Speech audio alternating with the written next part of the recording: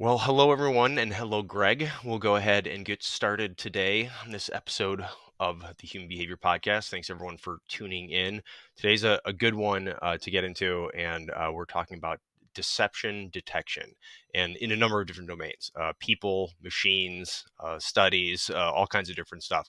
But the reason I want to get into this one we sort of chose is we're going to start doing some recurring kind of themes in the show, almost like I don't want to call it a MythBusters, but Yeah, we'll talk about some of the common myths about mostly psychology or sociology and just human behavior in general. Right? There's a lot of kind of junk science out there, or something that started great in a lab or in a study and then went off the rails somewhere, and yep, it almost, because it becomes almost like pop psychology, it gets out there and then people think that this is true, or there's so many assumptions that are made. And there's a great it's like a book, it's a PDF ebook, I'll put on for on Patreon site for all the subscribers, and they go through, and some guys, it came out like probably 10 or 15 years ago, and they said 50 great myths of popular psychology, and they chunked them really well, and they went down 1 through 50, and there's far more, especially mhm, now since 2010. 2010. But it was interesting, and I like the way they did it, and they did some great research. It's almost like each one, there's little bullet points, they explain what the myth is, they say here's what it is, here's where that kind of came from, or here's the studies that actually disprove that, or they sometimes say like, well, this is unknown, or we can't quite make the conclusion that this sort of myth does. and yeah, and I would use the term myth sort of generally. I wouldn't, and this is just, and we've had these discussions before about something that happens in the lab or on a college campus or in a study does not directly translate all the time to the real world, or what that means. Now, it may be interesting or novel or unique, or there's some sort of maybe correlation between something that needs more study. But so and the reason why I'm kind of prefacing it this way, Greg, it's not always the researchers or the people doing the work that screw this up. They're the ones that are like, hey, I found all this really cool yep, stuff, and then it kind of gets kicked out into the public, and people take it and completely misrepresent it. They use it for things that it doesn't apply to. People write an article saying, wow, look at this new thing. And so it's not necessarily like the researcher wasn't intending for that to happen. They just found something unique, and what they do is they publish their studies, right, and go, hey, this is what I found. And then typically people do the, well, okay, cool, like more research is needed. But sometimes, man, that gets a hold out in the, I would say, general public kind of thing, and it just goes, it spreads like wildfire. So that yep, was a big one with detecting deception, and specifically because, one, there's a lot of shows out there about interviews and like homicide stuff, and we'll get into that. And there's different interview techniques, and there's a lot of assumptions made with those that people don't realize how they work or why they work yep, sometimes, or and also why they go wrong sometimes. But I would say, just in general, detecting deception is very difficult. Even just deception. Like, I like that better than saying, a lie detector, because a lie kind of sort of, you know, it has some sort of intent behind it or meaning, whereas deception, like, okay, like maybe I think you're deceiving me, Greg, but I don't know why. Maybe it's not because, like, yes, you killed that guy. It's because you're some other reason. You know what I mean? It's you're embarrassed. You don't want to talk to me about that subject. So that's why I use deception. But there's people that think that they're good at it. They're not.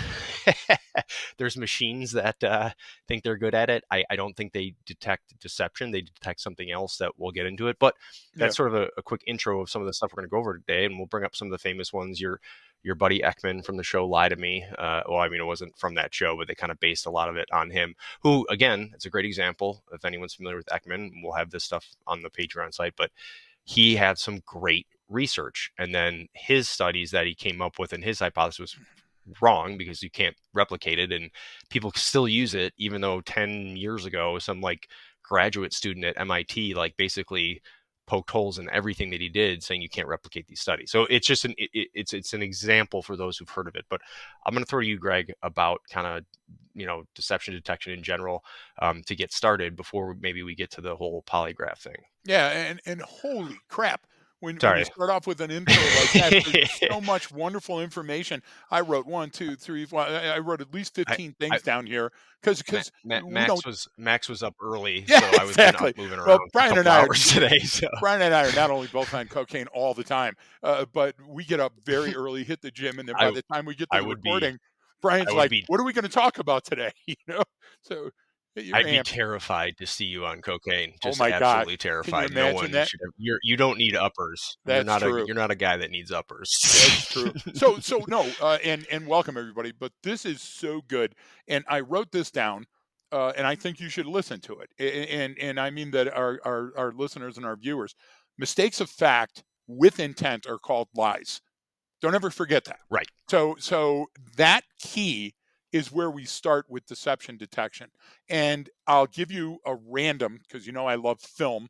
Forbidden Planet, the 1950s, maybe 1954, came out. Leslie Nielsen, Walter Pidgeon, incredible film. Robbie the Robot, and what happened right after that film came out, and it was a high budget, not a B or a C film, with really great action and animation and everything. What happened after that film came out, Brian, is the number of UFO sightings increased exponentially. Ah, It went from virtually nothing to everything.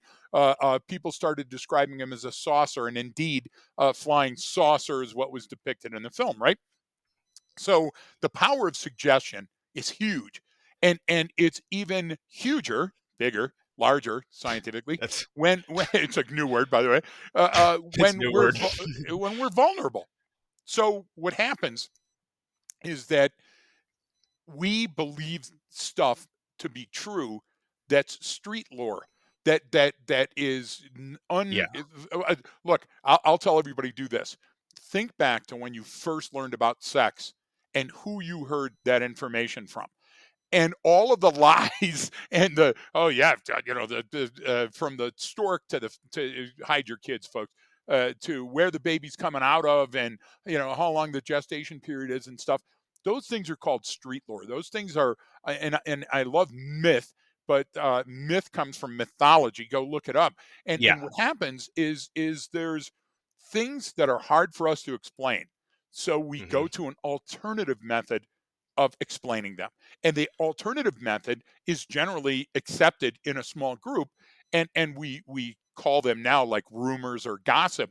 But if they persist, Brian, then what happens is that a person goes, well, what Jim said, well, Jim's a credible source, so we've got to believe that. Right. And you know what? Yesterday when the sun came up, there was vapor on the whatever, and so now we start finding clues and we all know that That weren't the previously confirmation there. bias, and Yeah. then how we're seeking out information to substantiate that. And another one that we can talk about down the line. Everybody knows lunacy. We know where that comes from. The full moon. Those type of things, Brian. When people unintentionally do them, it's street lore. When a person does that Right. with intent to deceive you in some manner or to gain an advantage on you in some manner, then it's a lie. And what happens is we watch way too much television on the same shit. Like, how many more exposés do we have to have on Loch Ness? Right? I mean, we've run it to ground.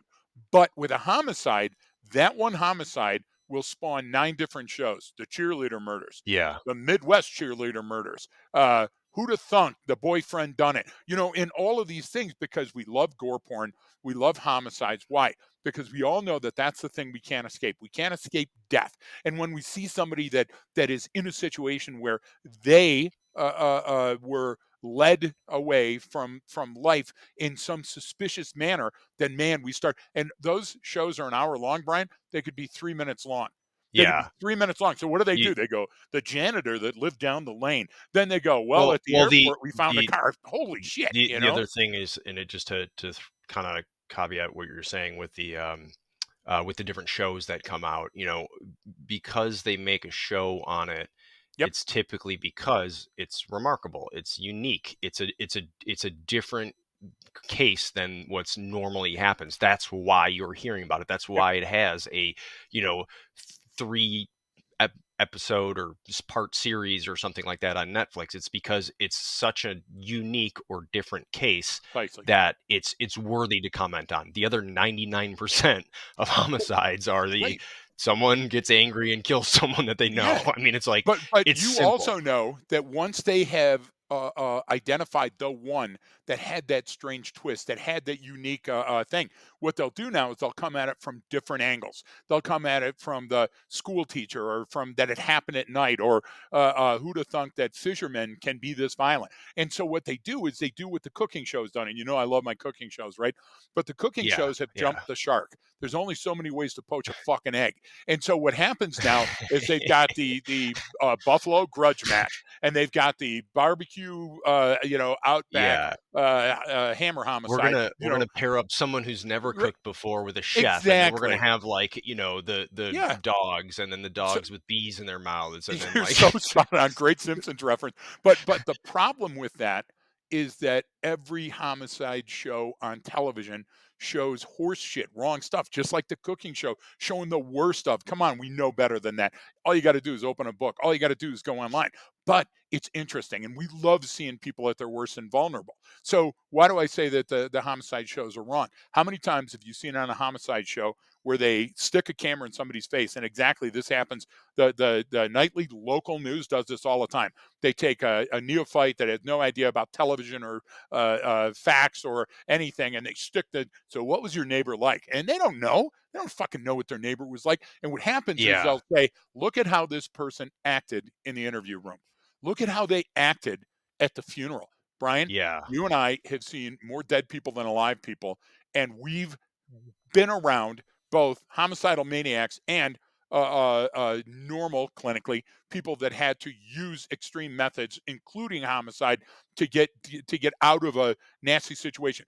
And yeah, you yep, named two of them that were alike. You named the reactions right. from a group. You We couldn't group them because they're all strangely different. You react differently. I react with yeah, humor. You react by getting quiet and sullen. yeah, Okay, yeah. what does I'm that like, mean? "Don't fucking talk to me, don't do this, Yes. don't, like, I don't wanna So hear about people so from, like," you know what I obviously you're mean? hiding something, right? So Yeah, what I no, do is exactly. how do you get that in the recipe all of a You sudden, right? so you and that's where it comes from. It's like everyone thinks that there's sort of a typical Yep, way to handle those situations, and there isn't. Now yep, you will be so you're not going to see consistent reactions across, a segment of people. There's yep, certain things, small elements that will be universal, but the individual cues can kind of be very different. And now you will absolutely. be internally consistent, like you're going to be consistent, Greg, with how you do it every Yep, time. I'm going to be consistent with how I do it every time. But to me, comparing to you, it would be two different things. yeah. And So so so so that how do it's an we important part to remember. So No, you're spot on it. So let's go to the science, Brian. What does science say about that? Science says that we have to look for incongruent signals. Incongruence helps us detect anomalies. Now that we've hooked onto the anomaly, we measure it against the known or suspected baseline. That's simple science. What do I mean? I mean, I can't just look at a 3-second video of a person getting out of a car at a funeral or a wake and go, they did it. Look, it's clear, because we have to measure against that person's baseline at that time and in that place. That's why space time is so amazing. That's why we talk yeah, about the gift of time and distance. The s- more we know s- about the person, the more we know about the situation. Now we can actually say those are likely deception indicators. What do we mean by so that? that Well, if right, you're doing something completely different, you may be cheating on your spouse, or you may be molesting your kid, or you may be a shoplifter. But it's that baseline change, Brian, that we're yes. looking for, right? And so to hit on what people have studied with this before, because there's been a lot of people who study, deception and Yep. interrogation and questioning, and there's different techniques and methods out there, and some of them they're typically very context dependent, Yes, right? yes, Meaning, yes. okay, and the reason why I bring this up, because you in the Patreon subscribers, you can check this out in the article, the PDF that I'll put on there. But there was a guy, Dr. Ekman, who did a lot of the studies on this, and then he Yeah. kind of came up with some of the microfacial features and different Mhm. things, and his his sort of theories have been completely, like, just been like, yeah, this doesn't work, or you can't replicate this, this is so no, this is basically unscientific, your findings. But his research was great, and what he even found was, like, one, people are horrible at detecting deception. Yes, Even people like police officers or investigators or interrogators, like, are yep. not any better than the average person in detecting deception out of someone. And because for a lot of reasons, we come in with, like you said, a lot of confirmation bias, and then we conflate different things. Like there's different Yep. interview techniques that you and I bash sometimes in our in-person courses. I don't want to get on here because they're kind of litigious, but but Yes. Yeah.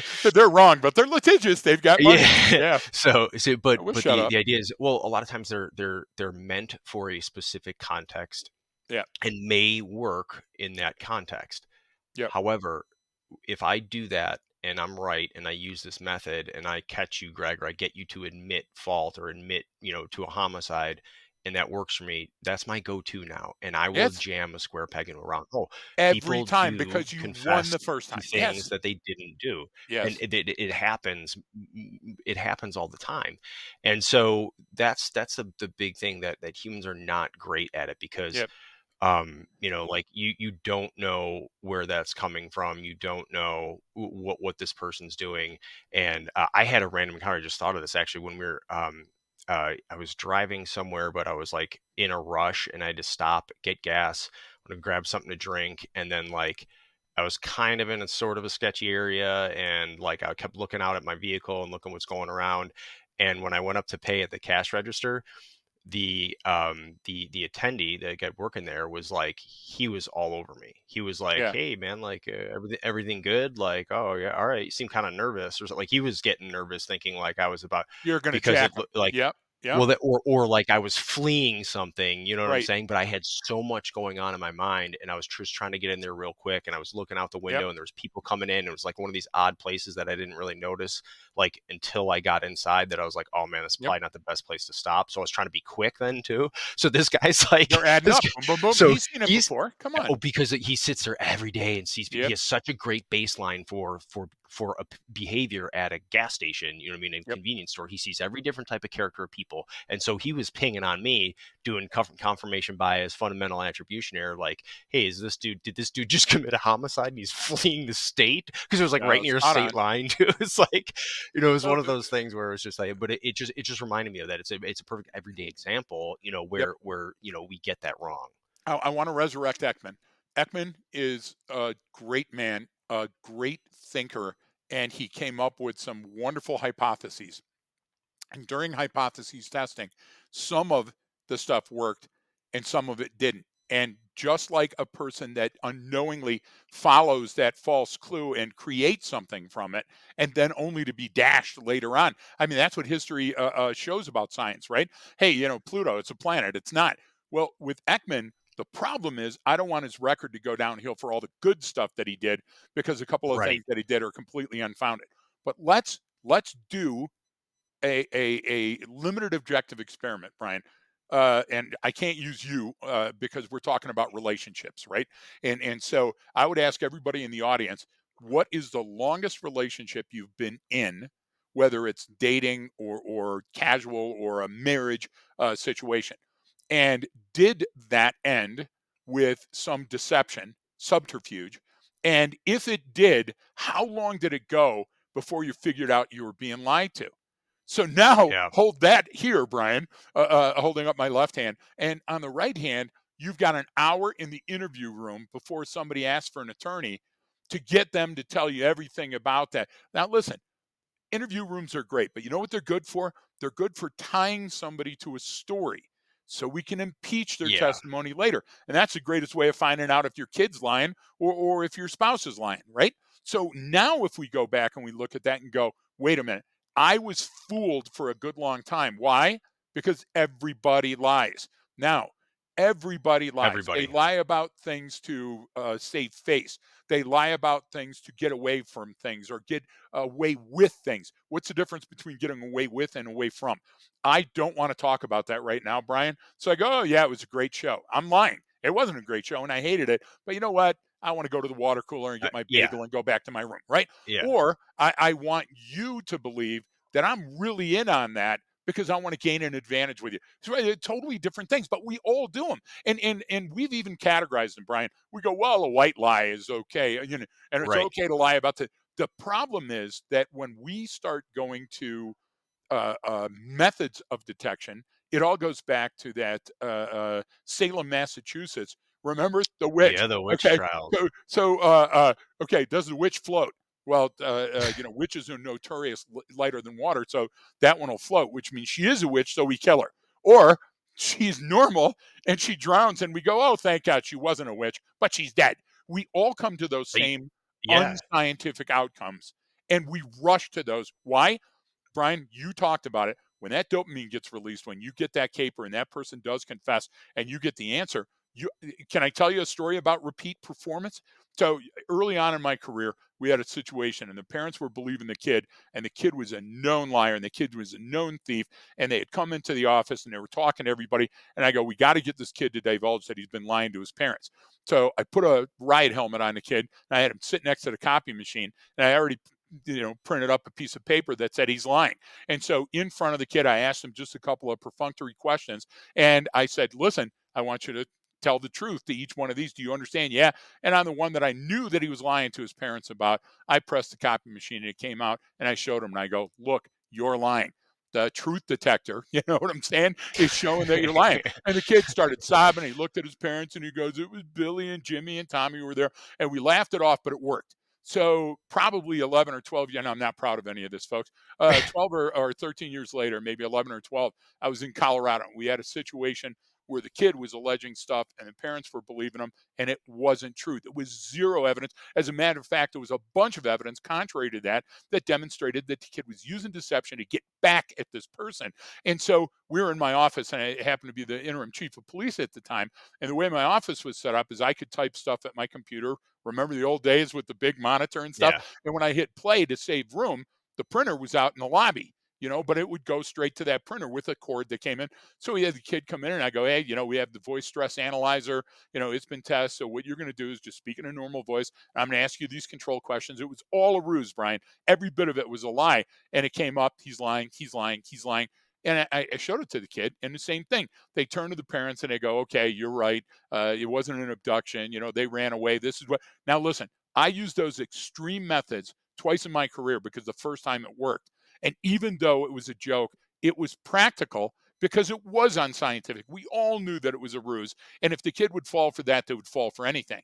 So I have a very Yeah. low opinion of lie detectors because of that, because it was the inference, Brian. It was the setting. It was Yeah. all of these other things rather than scientific evidence. But I knew it would work because the person was vulnerable to those suggestions. Yeah, no, and so let's jump into sort of the polygraph, lie detector. But real Okay. quick, I'll also have a link up, and there's actually a great book. I know more about data science and everything, but it's called Everybody Lies, Yeah. and Great book. there's a guy was using we found out like one of the best ways to get good truthful information is look at what people search in their Google history Yes. or even Google trends over time, because that you like the most honest you're going to be is when you're at home alone on your computer on that Google search bar. But so but So to that end, the Brian, polygraph thing remember, is yeah, remember to that end, yeah, delete. if I die in this chair, delete my browser history, please. Okay. Yeah. Oh,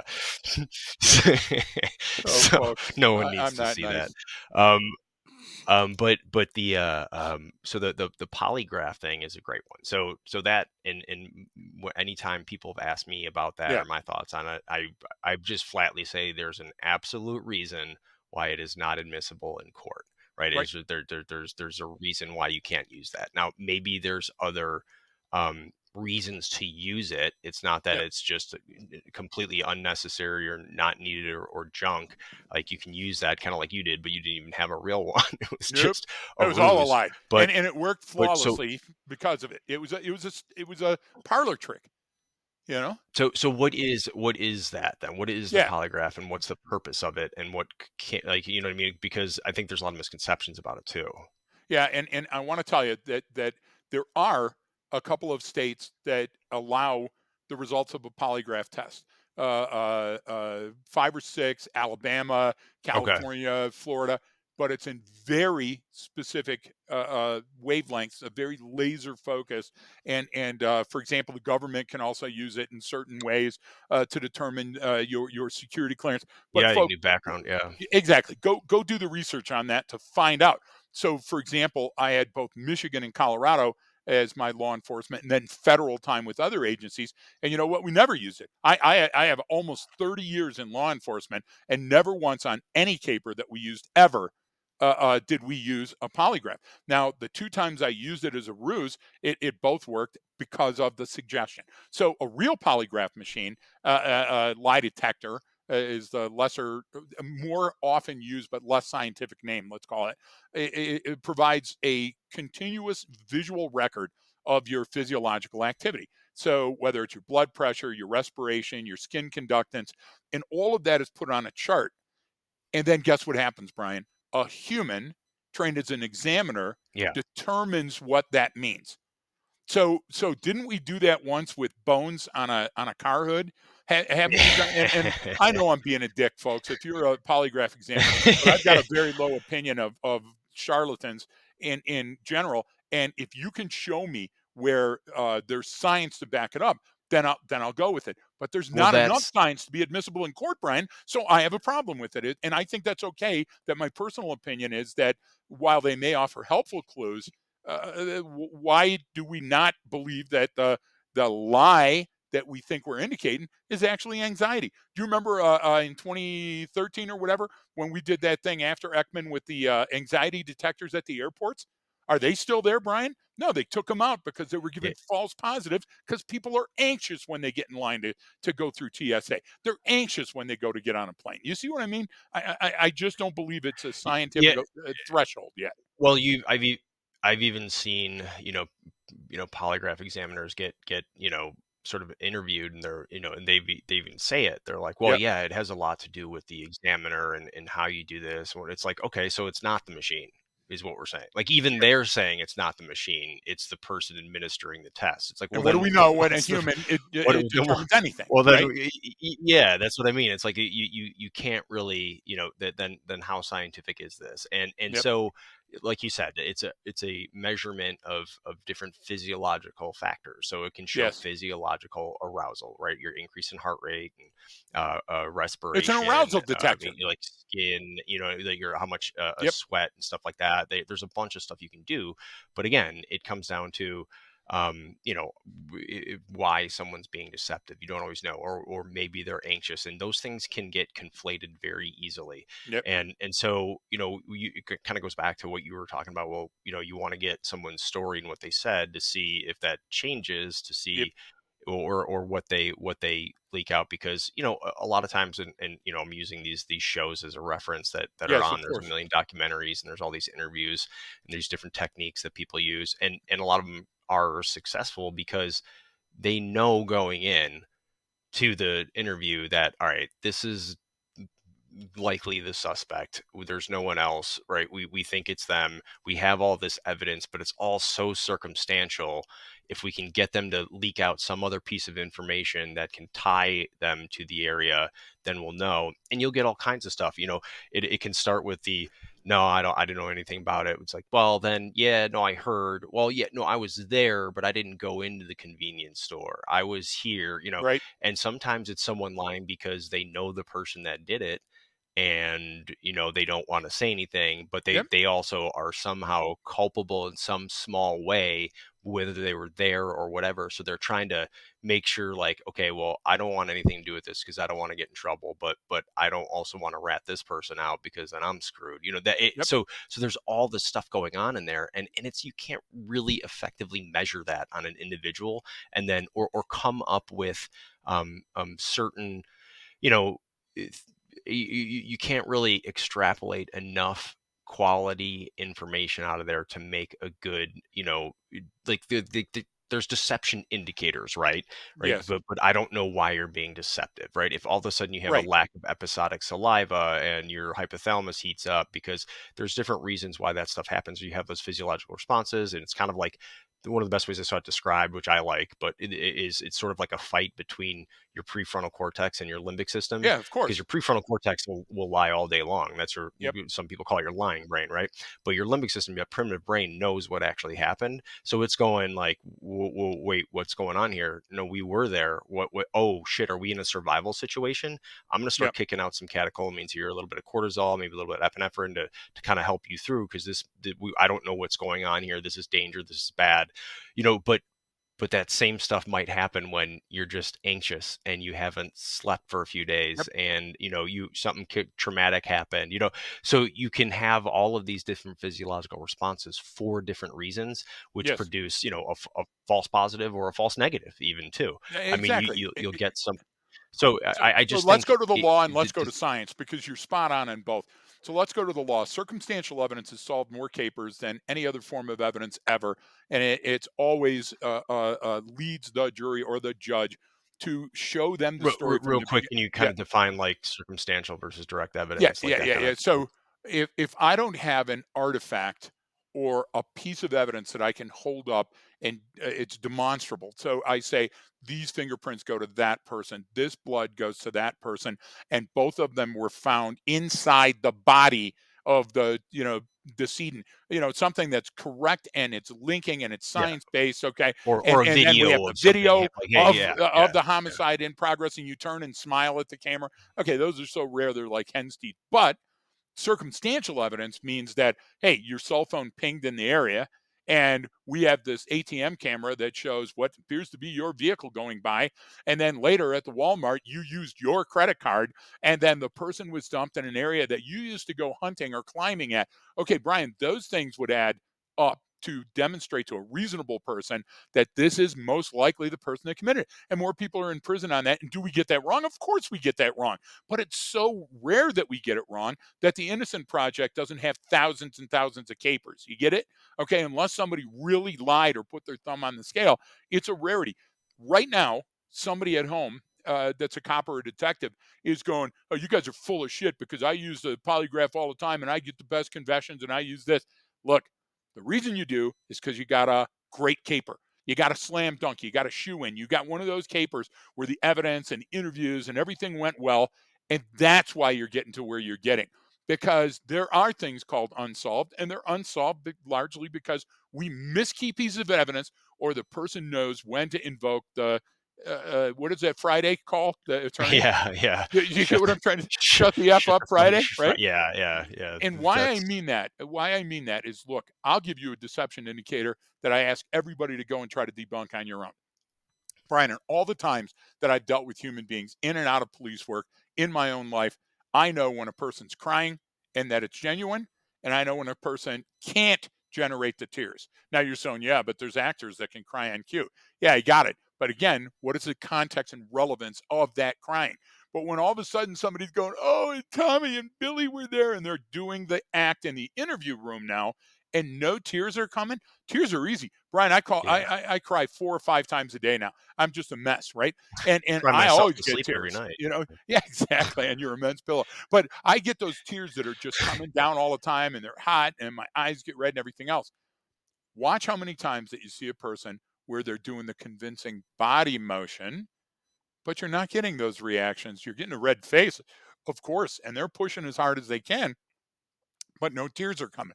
Now, if you're a physiologist or if you're a doctor and you go, well, I'll tell you what, when a person has the, so and so disease, because there's a disease for everything. But Brian, what are the chances that that person Yeah. not only had that disease, but also was involved in a homicide and was the likely prime suspect? Because we don't just go out and grab somebody that lived on the same block and throw them in that chair. That's what people mistakenly get, because if we can solve a problem in 30 minutes or an hour on TV, we start thinking, well, guess what? That's ingenious. And I'll give you one. CBS News, 1986, 60 Minutes did the expose where they hired the polygraph firms, 3 or 4 polygraph firms. And what they did is they said, hey, there was this theft and here are the people and all. And it was all contrived, Brian. And each Yeah. one of them came up with a suspect and were willing to testify to the fact that that person was guilty. If you can show me that parlor trick, which I disclosed I'd used twice, many times more in my career. There were times being out on the street, going through a dark backyard in Detroit, and there were so many hedges and alleys and everything else. And I knew the suspect was close, and I go, all right, I see you. Come out with your hands up, or I swear to God, I'm going to shoot you. And I was lying my ass off. And then And here they come backing out of the hedge. yeah. You get what I'm trying to say? But Brian, that power of suggestion works both ways. That's a knife that cuts both ways. Would Yeah. you agree that a polygraph examiner that's given the case profile, because they have to be in on nuanced parts of the case that the news doesn't know, nobody else knows, only the suspect would know? could that change how you ask or how you feel about the Yes. person, and could that be conveyed to the person, changing the results? So look, the beautiful way of conducting surveillance on a human is the fly in the wall, because you never notice the fly in the wall. Okay, and you Yeah. don't impact everything that's going on, even though you do Yeah. physically Yeah. impact in some manner, right? But the idea is it's much less than sitting somebody down and going knee to knee with them and go, "Where were you on the night of the 23rd?" That's a completely different environment. And Brian, if you lie, you gave the convenience store example. Folks, you don't understand that Brian spends a lot of time at convenience stores and McDonald's because he gets a free Wi-Fi. Free That's how this Wi-Fi. show is Yeah. being funded right now. But the idea is, Yep. Brian, what if I'm anxious because you're going to find out that I told you that I'm a fatty, okay, and I like hiding snacks all around the house. So I eat well. Shelly monitors everything I do. I work my ass off. I've lost a ton of weight. I feel great. But I'll tell you what, I've got a couple of hidey holes in a place for shit that I like. So I like those Yeah. nutty bars. I go crazy for a nutty bar with coffee, but I got to hide them. Why? Because I'm letting Shelly down, and that bothers the shit out of me. So if you talked about where I bought those nutty bars, and that just happened to be on the same street as the homicide, I'm going to lie my ass off about that. And you know what it's going to do? It's going to demonstrate anxiety. So your brain doesn't understand how to regulate way too much anxiety and way too less. So it'll come across as what? Deception. But you can't tell the Yeah. deception is because you flogged everybody to death with a 5 pound sledge. You know what I'm saying? Or if you're just keeping the fact that, hey, I've been cheating on my wife and I don't want her to find out that the reason I didn't come home that night is because I was cheating. Right? I mean, that Yeah. willful And misrepresentation of the truth, that's going to come out somewhere, Brian. It has to. Yeah, and you're kind of goes back to people being different, and this I equate the deception indicators and the polygraph kind of stuff. It's almost like when you're talking about human behavior and you get into kinesics and body language, right? Hmm. It's great. There's some things you can, but if you're starting, I mean, there's some things you can understand just through someone's body language and what they're Yes, doing, but if you're starting there, you're probably setting yourself up for failure, right? that's a If you great have comment. all of these other contextual and environmental cues and other pieces of information, Yep, that's where you sort of start. And then those might be the icing on the cake or the sprinkles on top of the cupcake to go, perfect. okay, I'm fairly confident now. This is the last 10% I needed.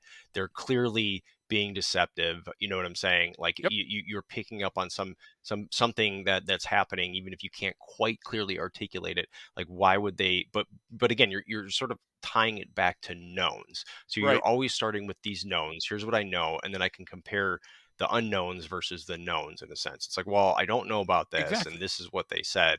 And then you can do that same thing like we talked about the explanatory storyline. Like, okay, if that's what happened, if that story that happened, what else needs to be true for that story to be happen, for that Exactly. situation to occur, right?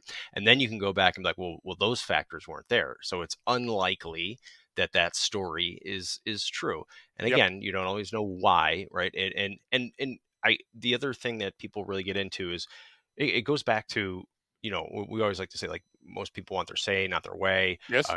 Humans are constantly on transmit. That's why when they do have those suspects in there that they think like, all right, all the evidence is pointing to this person, and so a lot of times it's done just to try to get them to talk, right? And they're trying Yes. to get them to talk because it's way easier to go to, "Yeah, all right, we got a confession and we're good. Yep. It's a slam dunk then. Or they When implicated themselves in some manner. Maybe that it didn't rise to the level of a confession, Brian, but maybe through that talking, they either impeached their testimony or Yes, implicated themselves. Yes, I know that person. Yes, I was at that house, right? And now they've got something else to go on. Totally with you on this. Yep. and that's a reason why some of those things exist, and there's it, there's all these different studies and people trying different techniques, and for the most part it doesn't the only thing is if you're trying to get someone to talk or tell you something is like you have to build that rapport and you have to get them talking, you have to keep them Exactly. going, and then they'll if it's in a case of a homicide or something like that, yeah, maybe they will kind of want to get that off their chest and they will want to tell someone it's weighing heavily, but you already basically know at that point, right? That's the thing is like those shows aren't riveting to me. It's not suspenseful because it's like, well, this guy obviously did it. Like you're just trying to draw it out of them, and that takes time, because it's a right? And that's even 22-minute goes episode that's or even whatever. Yeah. but Yep. that's even the comparison to like the enhanced interrogation or Yep. torture and stuff like that. It's like it's never been shown to work. Like if you torture someone, they're They're going to going to tell tell you you what anything. you want to hear. They're Oh going to yeah. tell you anything to get that shit to stop. That's actually you can go back and read about the kind of like the what the Chinese did during like the Korean War. There's some great ones on that because they chose the long sort of psychological route with different Yep. American captors and slowly over time got them to kind of like even if they weren't admitting to something they would end up writing like a story saying yeah, I renounce the United States and its ways, and communism is better, and this, and I've realized this now, and they're doing that willingly. And but that was a Exactly. long process to slowly get them to get to that point. But at the same time, that person's no longer kind of who they are at that point, right? Exactly. They've basically what people call like brainwash. They've kind of manipulated them enough slowly at a time, and you can do that to get someone to tell you a piece of information, but plugging them up to a machine or saying, "Oh, I saw So their brow furrow and they started sweating and they're lying and this is like it's like, look, man, like there could be a lot going on that you don't know about. So if I'd you're like to be the relying on that, defense it's expert on extremely that side. unuseful." Oh Yep. yeah, well that's with So all of these. I was just like, because yep. I was watching one with McKaylee and she was asking me these different questions about it. I was like, literally, this person, all they need to do is like, hey, I'm done talking. I need a lawyer. Charge me or let me go. And I go, this is all over. Then it's done. It's Yep. done and So it's it. Now they're going to detain them. They're going to try to go to trial and put a case together, but they could of stop course they this are. at any time. Exactly. So And so let's bolster your argument because you're spot on again. And let's go to the law. What does the law say? Well, again, film buff. So Harrison Ford, 90s, Air Force One. Great. Get off of my plane. Not without my family. That's my Harrison Ford, by the way. And it doesn't sound like Gilbert Gottfried for a change. But during that film, he stays rather than taking the escape pod as the president on the plane that's been hijacked by terrorists. And then what do we have? We have Article 25 of the Constitution that says, listen, in that extreme environment, the president no longer is making good decisions. So he's no longer the president. So if we've got that written into the Constitution to make sure that he's not making shitty decisions because he wants to save his daughter, okay? And what's a deathbed yeah, confession?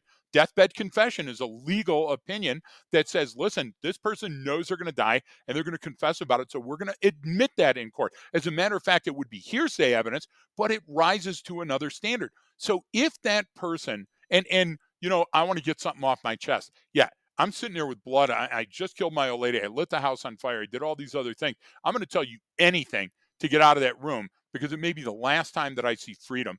And I'm not going to go, yeah, you know what? You got me. I'm not. I'd love people to write in about those stories. I bet we get 4 out of the 100,000 that they've done, right? And so how can we use it, Brian? I say go to the science. The science, the data shows that Americans largely believe that polygraphs are accurate. So here we're talking about street lore again. And Brian, when you send out the paperwork in there, there's a study that showed that 70% of Americans that were polled said, yeah, it's a reliable, useful technique for detecting lies. So use that against the person and yeah, get a registered, certified polygraph examiner to render their opinion. And if the person's lying, go in and tell them, look, you volunteered the polygraph and it shows you're being deceptive. Now let's start a new conversation. Let's you and I sit down. I'll get you a Coke and you tell me what really happened. Brian, that's a great attention getter. That's right. that's and it's legal to use. It's deceptive in a manner because you're not scientifically 100%. But if 70% of the population believes it's true, use it. You know, we still have Yeah, people that watch the video and say, "Oh, that's a ghost on a broom flying across Mexico." No offense to my Mexican friends, yeah. but it's all horseshit. When you go to a funeral, and sadly you just came back from one, when you go to a funeral, I would suggest, Brian, that everybody that listens to us does the Brian test. Do you hear gossip? Of course you do. Do you hear rumors? Do you hear everybody's third or fourth generation theory on why Yeah. it happened? Brian, of all the funerals you've been to and all that shit that you've heard, how much of it was true or played out It or had a scientific underpinning? Come on, right? it's almost done, but but that kind of goes into, our desire sort of as humans to establish causal relationships between things. Like Exactly. I have to understand why this occurred and what happened. And Yes. we know, like I always talk about on here, we don't like uncertainty. Humans are not good with uncertainty. And so we have to sort of say, well, this is, I need a storyline here. I need to know Yep. what happened, and which is normal. And then so we attribute those things to it that have nothing. It's that fundamental attribution error and then confirmation Yep. bias. But the idea is, yeah, they're looking for some sort of, what caused this to happen. I was like, and a lot of times it's like, look, there's a number of contributing factors that coalesce together at this Hmm. time and place, which created this outcome. And had one of those not been there, that outcome may have been different, or maybe it was the same, but it may have been different. And Yes. so That's enough. if I That look at standard all of, difference is enough. I Yes. mean, if I look at all that stuff as sort of like the relationship between things just versus the story of what happened and the facts and the detailed timeline, it's like, well, how do these all relate to one another? Yes. That's when you get into, oh man, it's a little murky, or oh, I can establish the relationship, so now that makes sense. but Right. but it's rarely that you're going to get a definitive answer when it comes to something like deception. Now I always say, kids are always great, Yes. to use, because they're not as good as adults at lying, Right. and so they haven't And they'll quite stick with developed that their lie, Brian, so you'll have a longer timeline, you know, so, to and that's observe like them. Right. it's like the insurgent, because she's stubborn like her mom, and then so I'll get her tripped up on It's something, and then she'll hilarious. stick to that and go back to it, and then just freak out, be like, whoa, it's only because, and then just completely flip flop. I was like, all right, so we know that's not what happened. So, but it's obvious because they're not as good at it. They're slow. They can't come up Right. with a quick story right away, Because they and don't, Brian, what do they not have? They don't have the timeline. They don't have the baseline. They don't have the experiential knowledge to go into that. And that's why shitty barracks lawyers and crappy former penitentiary members, when they come out, that's why they talk a lot. Oh yeah, and this and that and the other, because they've got it down, Brian. They know exactly what you need to hear. Yeah, well, I'm not going to tell yeah. you this, but if you give me the DA's whatever, I'll disclose who else was there.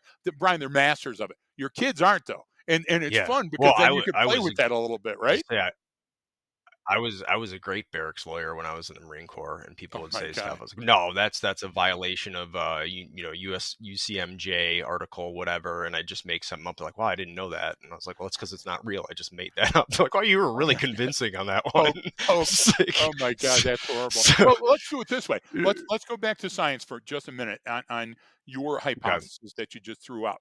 So you know that driving is a privilege, not a right, and that if you're suspected of a DUI, that you have to submit the roadsides. Now you say, I'm not going to do the roadsides. Okay, that alone can be used against you in court.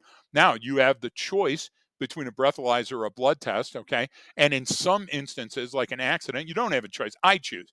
But the idea is that that stuff is all admissible in court, and it's all evidence. It's tangible artifacts that I can show to court. Here's your blood alcohol.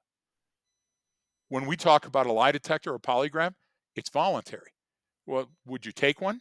Okay. So the idea just of it being voluntary yeah, shows the low standard that the law puts on it. And you're saying, yeah, then why would the states allow it? Certain states allow it in very narrow uh, uh, uh, capers and in very narrow use when you testify to it. And I'll tell you, it's the first thing that a defense attorney is going to go after.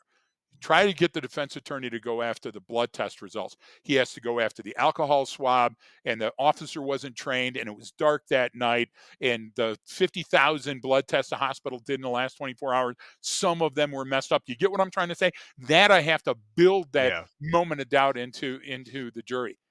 With a lie detector, not so much. Okay, now even saying that you failed the lie detector is inadmissible in most courts. You get what I'm trying to say? yeah, So can you use it yes, as a tool to open dialogue in some? And look, you know what? There was probably a million lie detector tests administered in the United States last year. Good on you. Good for you. but what is your cost benefit analysis and what is your success ratio? And if it still hasn't been proven scientifically, I I yeah. think it's No, I misleading. just saw a good one where you were talking about kind of use cases for it when it was one of my buddies, and it was a background investigation for a government agency, and and same thing. So he gets doing his polygraph, and then like quarter of the way through, the polygraph examiner stops and goes, "Hey, you know what? Let's stop for a second. Let's take a break." And let's go grab some water, maybe a cup of coffee real quick and sit down and talk. It's like, okay. So he goes to the bathroom, grabs some water. He's like, the guy goes, look, man, we're going to start over. Here's the thing. I'm not here to disqualify you for this job. I'm here to make sure that you're being honest with the answers you're giving me. Yes, The answers don't matter. And that's the guy so looks at him funny. and goes, I don't care how many times you did cocaine when you were in college. Okay. I'm here to see if you're being honest about how many Exactly. times you did cocaine Yes, in college. Are you ready to begin this again? And he was like, yeah, okay. So he started it and passed and got hired or whatever, but it was just a hilarious story because the guy was like, look, man, like you're pinging so hot all over the place on this thing. He's like, it's not what this is about. Like this is what this is for, And he was like, all right, got it. And but it's that's different, obviously, in like a homicide investigation or something. But exactly. but for the background check stuff, you're just trying to. But that's the thing is you answered the questions and then they're going back to see what your answers are in person Yeah. to those questions, right? I mean, Yep. they already have the baseline you provided. Have you ever done any of these things? What's your history here? Did you live here? What happened here? What was this? And then they put you up to that and ask you those again. They're like, okay, like, Yep.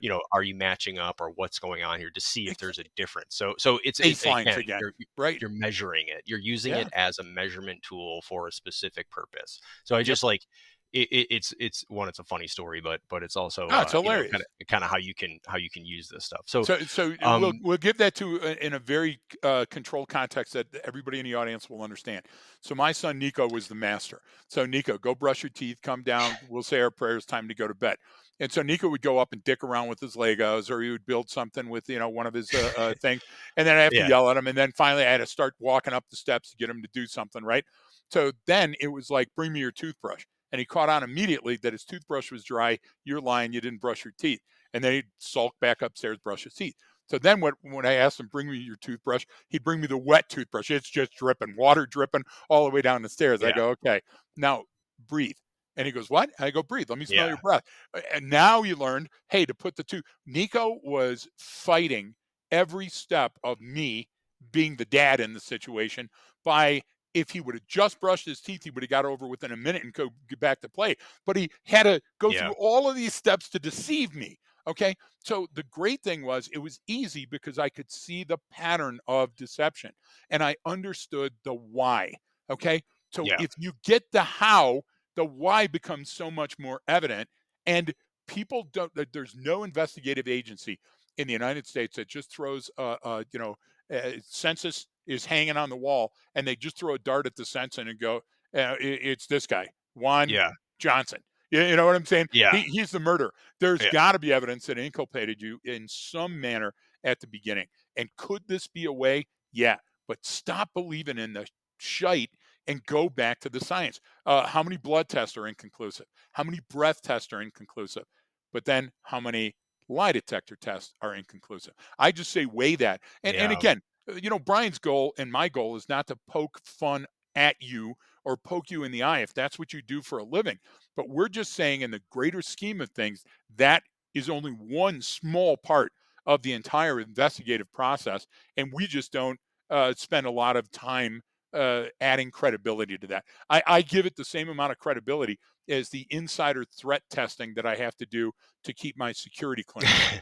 Do you get what I'm trying to say? Where it's, hey, it's let's the see if you same can one every test time. out. Exactly. And there's a guy peeking around the You're curtain. right. Yeah, okay. Click Yeah. Hey, click on the photo of the boat and see am I your lying? You know? coworker Bill. Your coworker Bill recently bought an expensive boat. What should you do? Yes. It's Yep. so No, you're exactly stupid. right. And it's been But the same forever. but it has been, but no, it's It's good. Yeah, that's the toothbrush one is that's the Uncle Buck one where he's Yes, watching the kid, John Candy, and he does the, I got a that's buddy down at the hilarious. crime lab, and I can send him your toothbrush, and he'll be able to tell whether or not you actually brush Yep. your teeth. The two kids are staring at each other like, Yeah, so exactly. That's the thing. I mean, we believe what we want to believe, and if yeah. it had a substantial underpinning of science, then all states would be allowing it, and it So would be somewhere here in the here legal standard. and here's sort of like my big takeaways on this Yeah. one is that you're going to likely feel like, okay, I think that this person is likely deceiving me in some manner. Okay, well,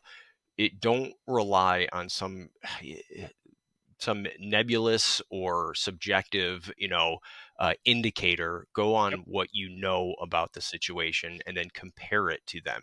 I Yep. mean, that's as simple as what I tell people. Okay, write down what this person said, right? And then draw a line down the paper on the other side, write down what they actually did. And if Yep. there's some incongruence there, then you've got something. And if again, it's one of those things, it's the sprinkle on top to go, all right, now Exactly right. I It's was one thing. 95% confident. Now I'm 99.9% confident. Yes. Whatever it is, you can't take it and start there and going, I think this is happening. Or if you do and you go, I think they're being deceptive, but now I have to find out why or what about or what the issue is. Yep. There, it's not just going off of that. I just think that it goes back to the give me the list of indicators and things I need to look for. It's like, well, it Come on. doesn't exist. It's Yep. different for everyone.